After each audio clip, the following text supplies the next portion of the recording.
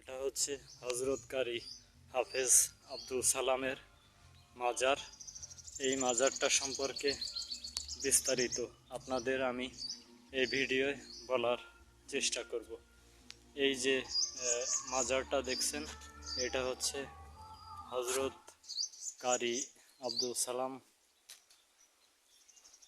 মাজার। এবং এই পীর সাহেবের বিষয়টি নিয়ে অনেক বিতর্ক আছে। এই বিতর্কের বিষয়টি আমি আপনাদের সাথে শেয়ার করার চেষ্টা করব। এটা হচ্ছে এই মাজারের যে মেইন ফটক, সেটা হচ্ছে এটা।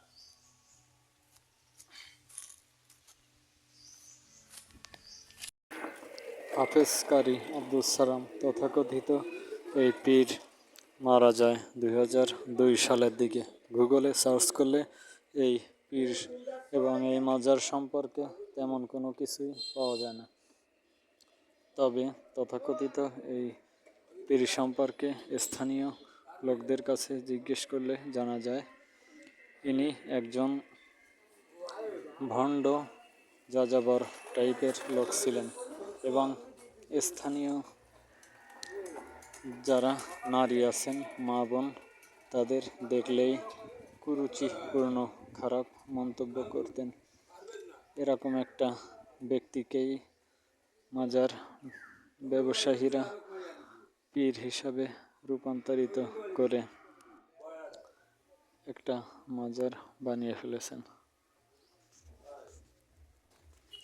এখানে প্রায় 8 থেকে 10 একর জমির উপরে এই মাজারটি অবস্থিত। বাগেরহাট জেলার পার্শ্ববর্তী গ্রাম দড়িতাল্লুক এটার লোকেশন। এবং এখানে এই মাজারটি করতে প্রায় 1 থেকে 1.5 কোটি টাকা খরচ হয়েছে, এটা আনুমানিক ধারণা করা যায়। এবং এটার সম্পূর্ণ অর্থায়ন করেছে জনি প্রিন্ট শাড়ির যিনি কর্ণধার, উনি ঢাকা থেকে খানজাহান আলী পীর সাহেবের মাজারে বেড়াতে আসলে এই তথাকথিত পীরের সঙ্গে ওনার ওখান থেকে পরিচয় হয় এবং উনি এই তথাকথিত পীর কারি আব্দুল সালামের একজন ভক্ত হয়ে যান। তারপর থেকেই উনি নিজের অর্থায়নে এই মাজারটি নির্মাণ করে দেন।